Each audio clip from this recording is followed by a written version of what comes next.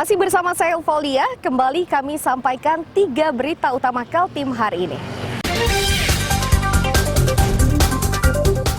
Polisi di Samarinda bersikap tegas. Pengendara sepeda motor yang menerobos jalur mobil di Jembatan Mahakam 4 ditilang. Di segmen kedua, kembali kami ajak Anda untuk menyaksikan peristiwa penting sepekan terakhir.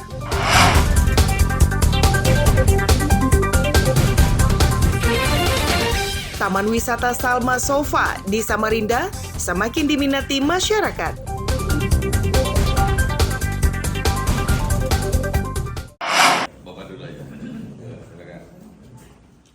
Disaksikan pengurus partai dan sejumlah pihak, polisi dan KPU Kabupaten Kutai Barat menandatangani kerjasama pengamanan pemilu 2024 yang digelar di Sekretariat KPU. Kapolres dan Ketua KPU Kutai Barat menegaskan kerjasama ini sangat penting untuk menguatkan tugas dan fungsi dari masing-masing lembaga. Polisi dengan sumber dayanya sangat dibutuhkan untuk membantu pengamanan pemilu hingga selesai.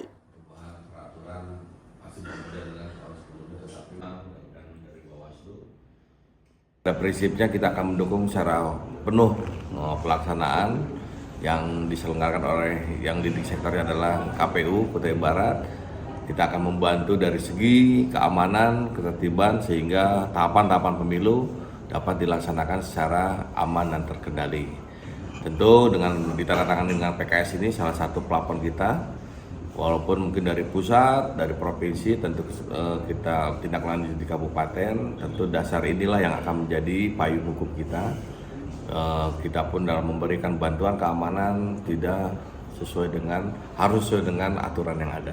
Yang pertama sebenarnya begini, kalau di dalam pemilu itu kan sinergisitas berbagai pihak itu kan sudah dilaksanakan dari awal ya, sejak pemilu awal-awal. Nah, kenapa perlu ada perjanjian kerjasama di situ yang mengatur bagaimana kalau bukan masalah hak tetapi bagaimana para pihak mengambil bagian dan melaksanakan fungsinya di dalam pemilu itu sendiri. Nah, seperti kita ketahui, kalau Polres kan lebih banyak ya tentu dalam pengamanan, ya, tetapi juga pendampingan di dalam kegiatan pemilu. Untuk saat ini, KPU masih melaksanakan verifikasi data bakal caleg yang diajukan partai politik. Tercatat 15 partai yang resmi mendaftarkan calegnya. Sementara 3 partai dipastikan tidak memiliki bakal caleg di pemilu mendatang karena tidak mendaftar. Amir Hamzah dan Isman melaporkan dari Kutai Barat.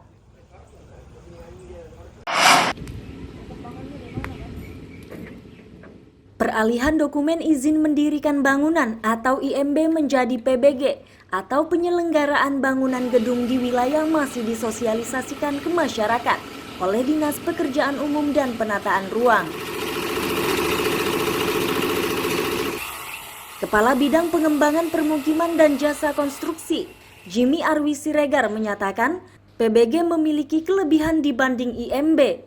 Hanya saja dampak aturan baru ini menyebabkan biaya yang ditimbulkan lebih banyak dibanding sebelumnya. Akan tetapi Jimmy Arwi memastikan tambahan biaya ini sebanding dengan manfaat yang diterima oleh masyarakat. Salah satunya adalah jasa konsultan bangunan yang berlisensi.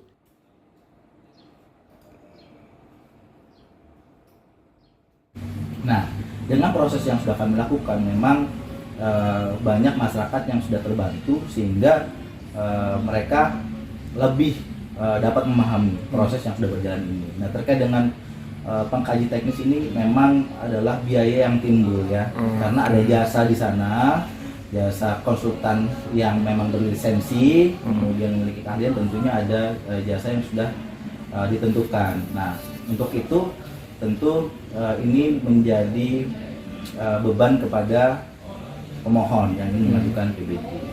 Tapi kami juga menyampaikan bahwa tentu peran pengaji teknis ini sangat penting karena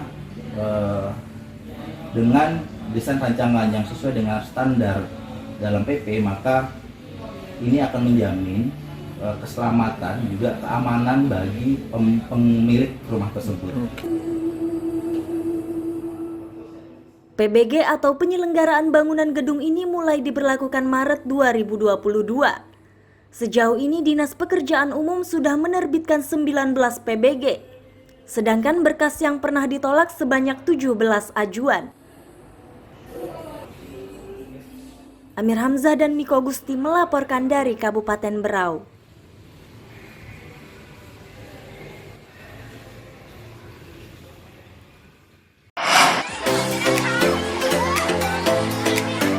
Gembira dan ceria, itulah yang dirasakan anak-anak saat berenang di kolam objek wisata Taman Salma Sofa di Mugerejo, Sungai Pinang, Samarinda. Suasana seperti ini biasa terjadi di hari libur panjang maupun libur biasa. Agar pengunjung betah, pengelola wisata menyiapkan sejumlah gazebo yang bisa dimanfaatkan secara gratis. Pengunjung juga bisa menikmati berbagai hidangan yang disiapkan melalui kios-kios penyedia makanan siap saji. Melengkapi kenyamanan pengunjung, objek wisata ini disiapkan area kemah, swafoto, taman baca, dan juga sejumlah barang peninggalan bersejarah. Sejumlah pengunjung yang biasa menikmati objek wisata ini mengaku senang karena lokasinya aman dan harga tiketnya tidak terlalu mahal.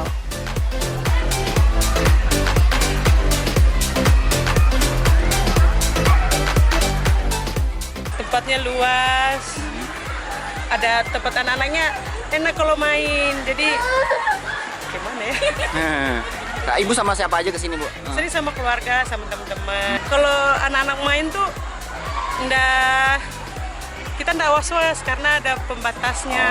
Pengawasan juga. Ya, jadi ada pengawasnya juga, ada penjaganya, jadi kita nggak terlalu was-was kalau dia main kita tinggal.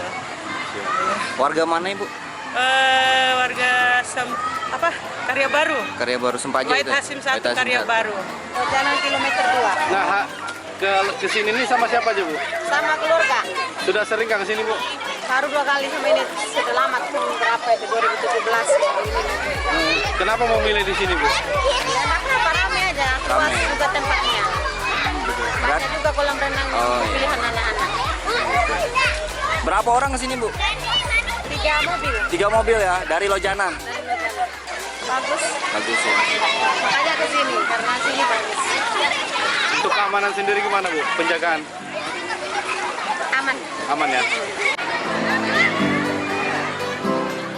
Bagi Anda yang ingin menikmati liburan bersama keluarga sekaligus mendapatkan tambahan pengetahuan sejarah, tidak ada salahnya sekali waktu berkunjung di objek wisata ini. Amir Hamzah dan tim liputan melaporkan dari Samarinda.